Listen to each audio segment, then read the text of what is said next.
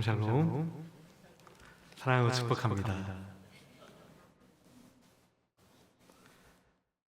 제가 라오스에 이렇게 사역을 다녀오면서 가장 인상 깊게 다녀왔던 장소가 있었습니다. 그 장소는 바로 코프라는 곳이었는데요. 사진 한 장을 넘겨주시면은 이렇게 COP1라고 되어 있습니다. 그래서 협동 정형외과 및 의수 제작 기업이라는 약자입니다. 저희가 이 센터를 다녀오게 되었는데요. 아까 제가 보고 때 말씀드린 비밀 전쟁과 아주 깊은 관련이 있습니다. 처음 이전 화면을 한 장 더 넘겨주시면은 저기 잘 안 보이겠지만 가운데 이렇게 아니요 가운데 이렇게 손을 들고 있는 조그만한 동상이 보일 거예요. 이전 화면에. 네, 이전 화면 한번. 네. 이렇게 손을 들고 있는 아주 조그만 동상이 하나 보일 거예요. 이거 기억해 주시면 이따가 제가 크게 확대해서 보여드리도록 하겠습니다. 제가 이 전시관 내부를 이렇게 쭉 둘러본 뒤에 제가 감동을 느끼게 되었는데요. 그래서 오늘 설교의 제목도 이와 연관이 있습니다. 여러분, 라오스라는 나라를 생각하면 어떤 것들이 떠오르십니까? 혹시 라오스에 대해 알고 계신 분이 있으신가요? 네. 라오스라고 저는 이제 라오스라는 나라에 대해서 잘 알지 못하였습니다. 그냥 불교 국가 중에 하나고 공산 국가 중에 하나다 정도로만 알고 있었습니다. 그러나 라오스는 너무나도 큰 아픔을 가지고 있는 나라였습니다.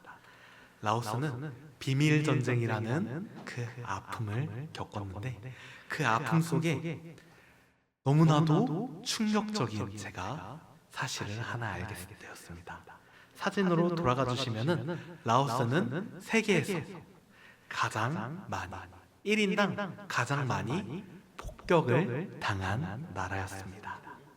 그래서 한 장을 더 넘겨주시면은 제가 라오스 이렇게 그 자료를 CNN에서 하나 가져왔는데요. 저렇게 보이는 빨간 점들이 전부 다 폭격을 당한 장소라고 합니다. 이 폭격이 무려 58만 발, 무게로는 200만 톤. 그 이 중에서 8천만 발이 터지지 않는 불발탄으로 땅 속에, 숲 속에, 논 속에 이렇게 묻혔다고 합니다. 그래서 한 장을 더 넘겨주시면은 불발탄 사망자가 약 5만 1천여 명이 있었다고 합니다. 전쟁 당시. 그리고 전쟁이 끝난 후에도 약 2만 명의 사람들이 이 터지지 않는 불발탄을 이게 농기구로 이렇게 캐거나 아니면 땅에 이제 고기 구워 먹으려고 이제 불 피우거나 할 때 터져버려가지고 약 2만 명의 사람들이 전쟁이 끝난 후에도 사망하였다고 합니다. 불발탄으로 인해. 그래서 이 불발탄 사고가 한번 터지면은 사망률이 약 60% 정도 된다고 해요. 제가 사진들이 너무 징그러워서 그나마 조금 볼 수 있는 사진을 조금 가져왔습니다. 이렇게 내셔널 지오그래피에서 이렇게 라오스에 대한 다큐를 촬영했었는데요. 이렇게 불발탄 피해를 입게 되면 팔다리 손상은 물론이고 심하면 목숨까지도 너무나도 쉽게 앗아가 버리는 너무나도 안타까운 현실을 제가 바라볼 수 있게 되었습니다. 이렇게 겉으로는 너무나도 평온해 보이는 그 라오스의 시골 풍경이 사실은 매일매일이 사투의 현장임을 선교사님을 통해 듣게 되었을 때 우리 팀의 마음은 무겁게 가라앉아 내리게 되었습니다. 여러분들 이 이야기를 듣고 좀 마음이 조금 어떠신가요? 이 라오스라는 국가에 대해서 조금 알게 되지 않았나요? 새롭게 알게 되지 않았나요? 이러한 아픔을 가지고 있는 나라에서 아까 봤던 비엔티안 코프 센터가 이 라오스 불발탄 피해자들을 대상으로 의수를 만들어주고 정형외과 치료를 지원해주는 사업을 하고 있습니다. 그래서 이 코프센터 안에 있는 전시관에 이렇게 저희가 다녀오면서 수많은 의족과 가서 수많은 피해자들과 가서 폭탄 이렇게 모형들과 저희가 이런 것들을 바라보면서 그 아픔에 대해 한 번 더 나눌 수 있게 되었습니다. 그리고 하나 사진을 더 넘겨주시길 부탁드립니다. 네, 아까 제가 말했던 그 동상이 바로 이 동상입니다.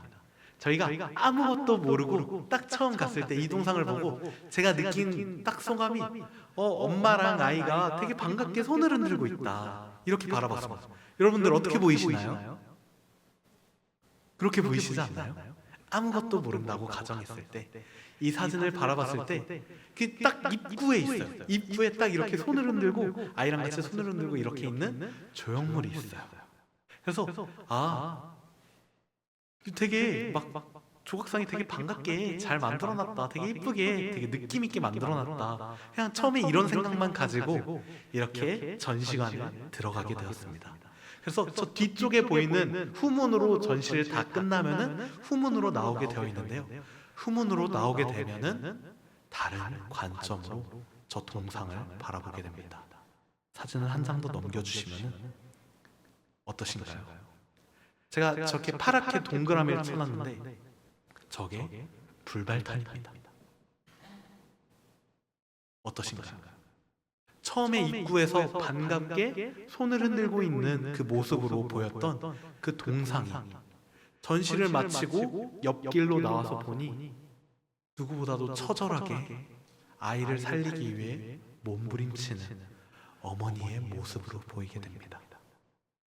여러분들, 이 각도가 조금의 다름으로 인해, 조금의 위치의 변화로 인해 이렇게 극단적으로 바라보는 시선이 달라지게 됩니다.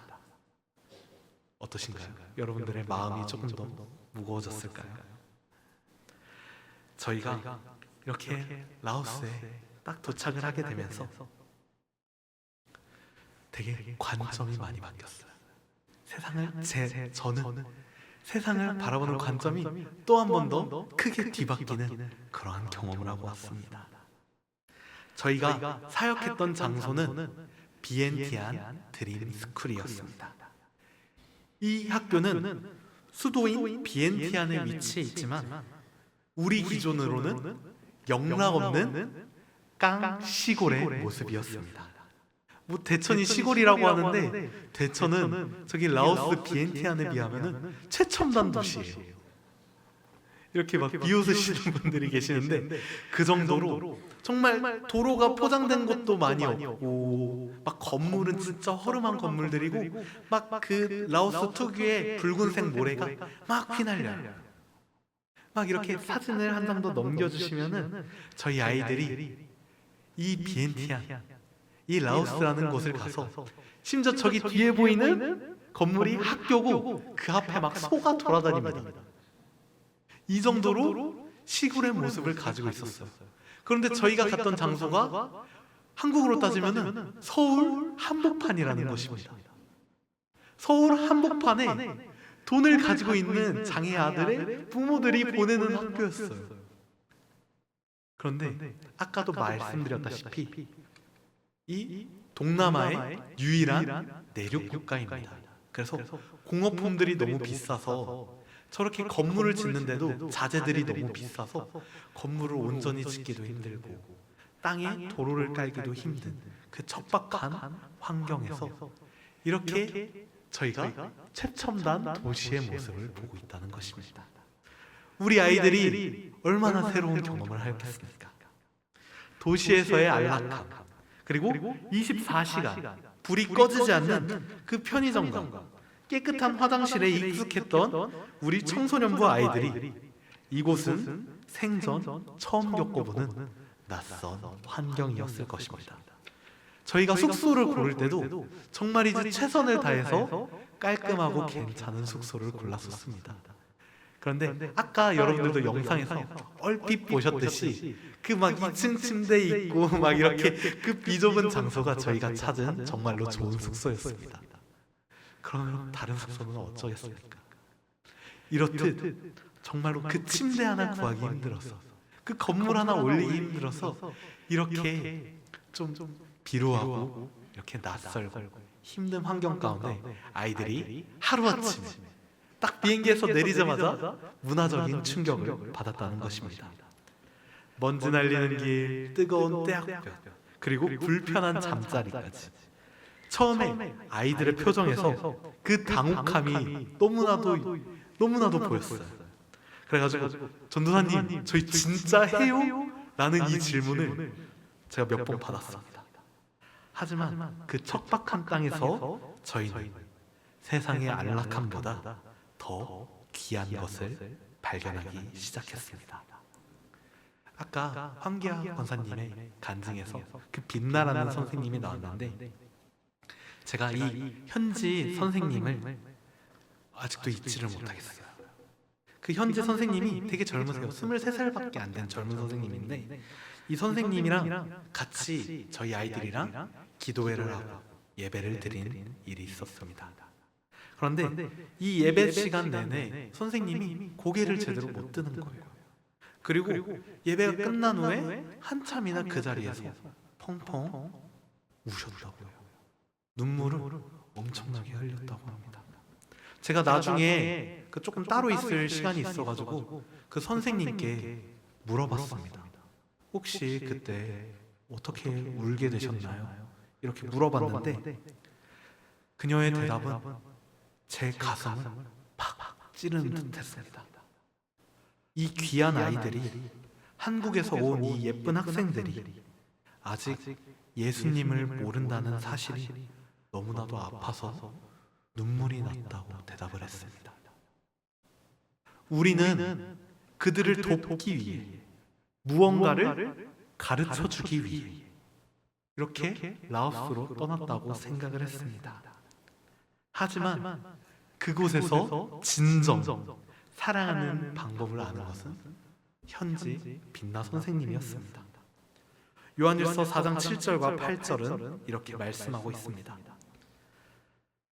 사랑하는 자들아, 우리가 서로 사랑하자.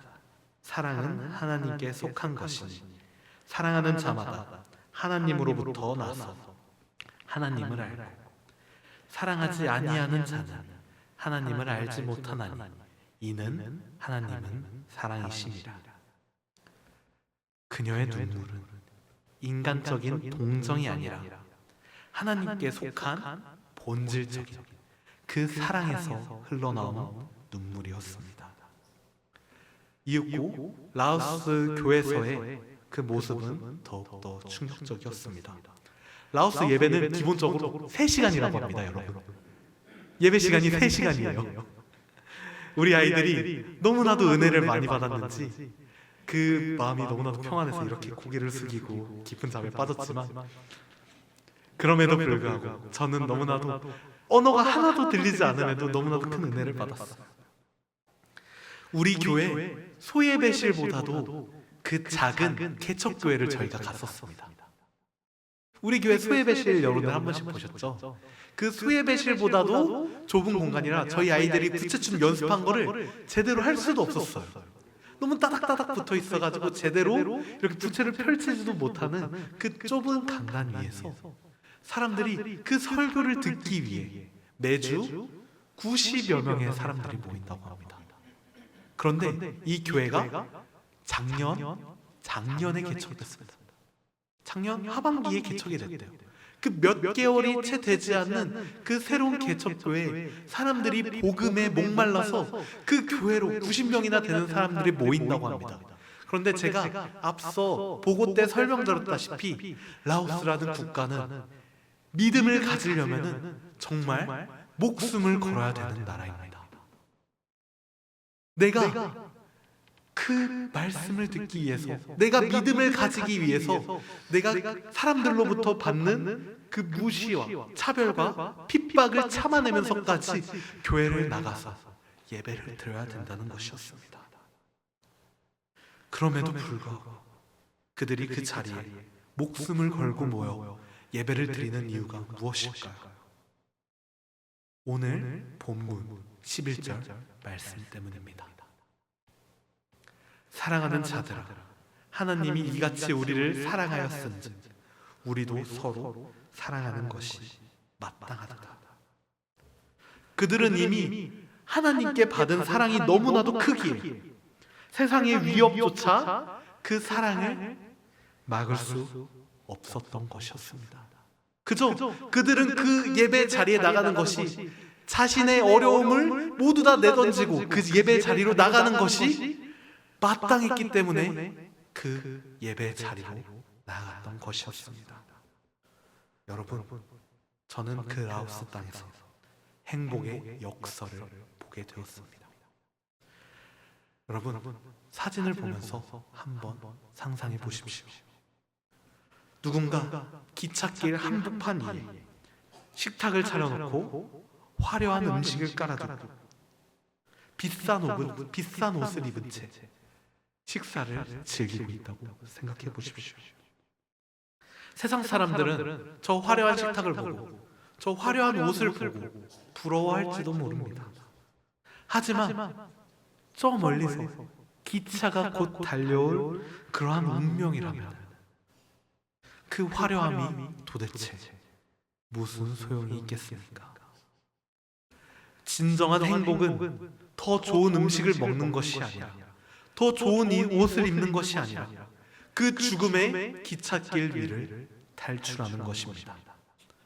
우리는 어쩌면 대한민국이라는 풍요로운 기찻길 위에서 기차가 오는지도 모른 채 더 좋은 물건과 더 안락한 삶만을 구걸하고 있을지도 모릅니다.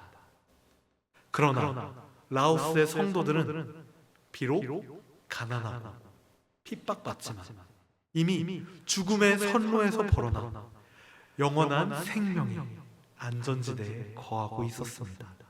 여러분, 생각해 보십시오. 라오스의 성도들과 우리들 둘 중에 누가 진정으로 행복한 사람일까요? 사역의 마지막 날, 저희가 학교 사역을 마지막으로 하는 날, 저는 한 번의 감동이 더 있었습니다. 처음엔 낯선 시골 환경에 당황하던 아이들이 그 덥고 습한데 뻘뻘 땀을 흘려가며 청소를 하면서 그 불평을 털어놓았던 우리 아이들이 이제는 현지 아이들의 손을 잡고 먼저 다가가 안아주고 있었습니다. 사진을 보십시오. 이유 없이 베푸는 사랑, 대가를 바라지 않는 섬김이 아이들의 삶 속에서 피어나기 시작했습니다. 우리가 라오스까지 가서 그들을 섬긴 것은 우리가 그들보다 우월해서가 아닙니다. 우리가 돈이 많거나 환경이 좋거나 더 많이 배웠거나 믿음이 좋아서도 아닙니다. 이유는 단 하나입니다. 화면을 한 장 넘겨주시면